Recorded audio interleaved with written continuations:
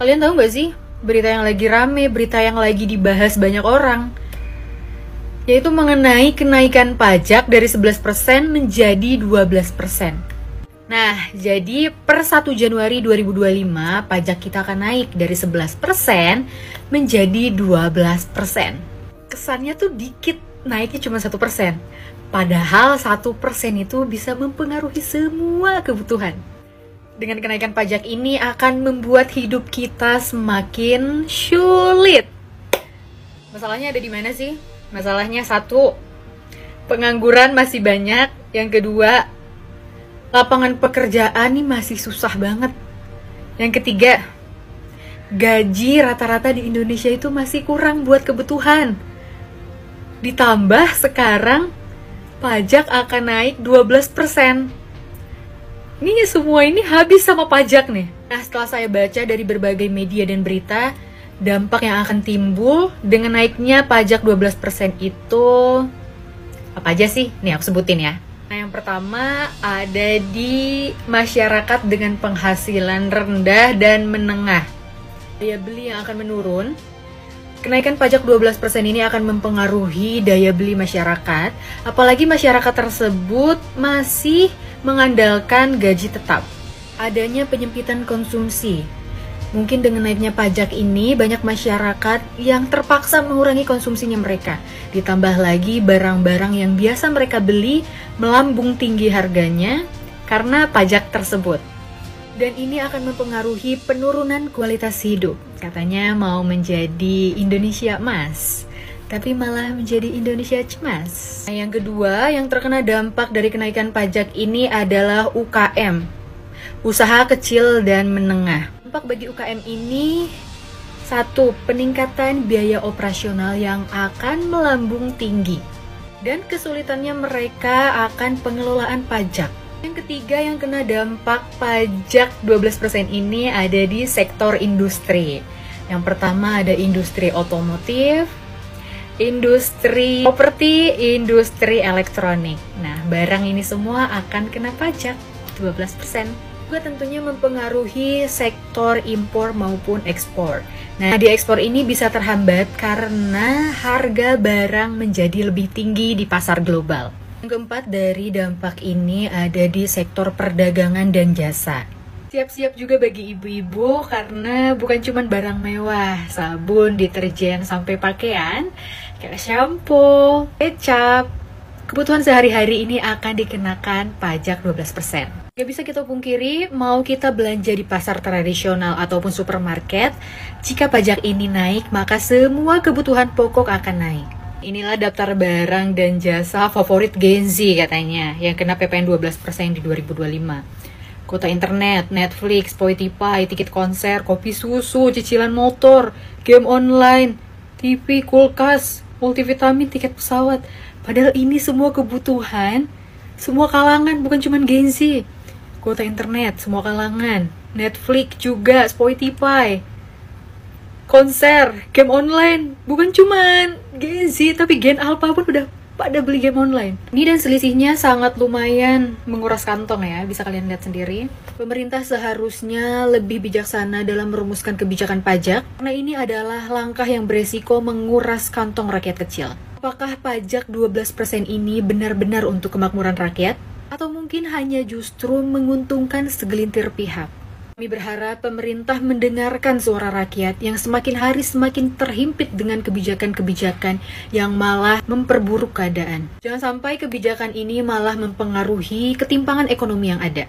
Januari sih belum ya guys, cuman hawa-hawa pajak 12% itu sudah kurasakan di tempat saya berbisnis. Jadi per 1 Januari nanti tempat kami dagang tuh sudah naik harga. Ya Allah, udah terasa nih, udah terasa getarannya ya. Getarannya udah terasa, ombaknya udah terasa ini. Kalian udah ada belum? Udah terasa belum, ha? Kalau saya udah terasa nih. Berkat 12% nih. Ya namanya nasib ya kan, kita berada di tempat mewah ya kan. Macam mana lah ya. Disyukuri aja lah. Hidup ini cuma 3, dijalani, dinikmati, disyukuri. Hai Re, sepertinya PPN resmi naik di tahun 2025, tepatnya di tanggal 1 Januari 2025 sebesar 12%. Ya, jadi kalau sebelumnya kan 11%. Nah, kenaikan PPN ini kalau orang melihat itu dari 11 ke 12% ya, 1%. Sebenarnya kalau dihitung itu nggak segitu loh ya, itu bisa jadi naik 9%.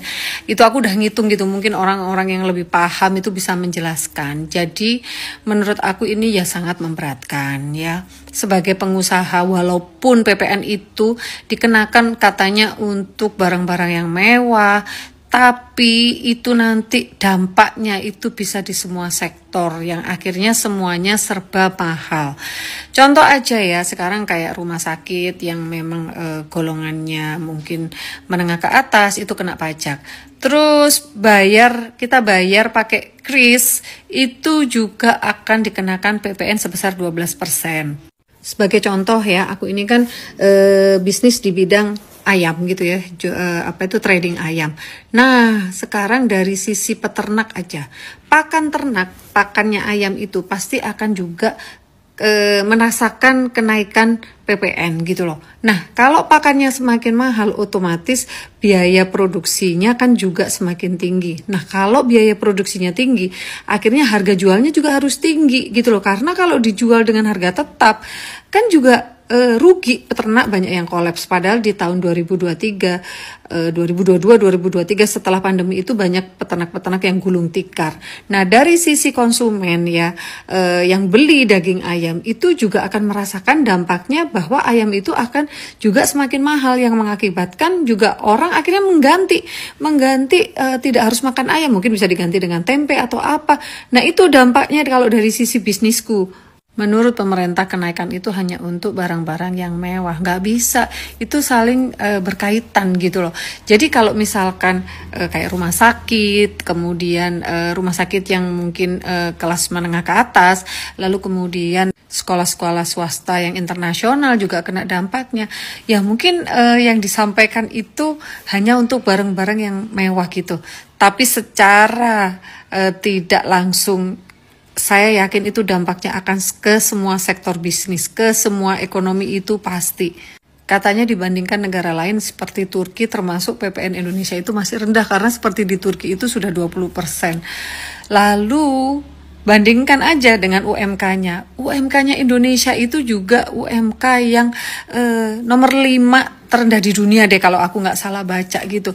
Jadi itu nggak akan bisa di-compare seperti itu. Sebagai pelaku bisnis tentunya juga akan merasakan dampak dari kenaikan PPN. Kita ini bukan nggak mau bayar pajak ya, bukan nggak mau ngikutin aturan pemerintah, nggak apa-apa gitu loh. Masalahnya juga masih banyak ketidakpercayaan orang bahwa pajak yang dibayar oleh masyarakat itu tersalurkan dengan sebenar-benarnya. Gimana orang mau ikhlas bayar pajak kalau masih banyak koruptor-koruptor? Orang itu nggak akan percaya bahwa masyarakat itu banyak yang nggak percaya kalau pajak yang dibayarkan itu murni untuk pembangunan infrastruktur atau apa. Itu masih banyak yang nggak percaya karena juga masih banyaknya koruptor-koruptor. Jadi mungkin buat pemerintah bisa dipertimbangkan lagi karena ini pasti akan memberatkan. Sekarang ini orang cari uang aja udah sangat susah, ditambah lagi dengan adanya kenaikan PPN. Pasti juga akan memberatkan kebutuhan pokok, kebutuhan masyarakat, kebutuhan rakyat itu juga akan naik, kemudian akan semakin tinggi sementara untuk cari uangnya itu juga susah. Jadi sekali lagi mungkin bisa dipertimbangkan lagi untuk menaikkan PPN sebesar 12%.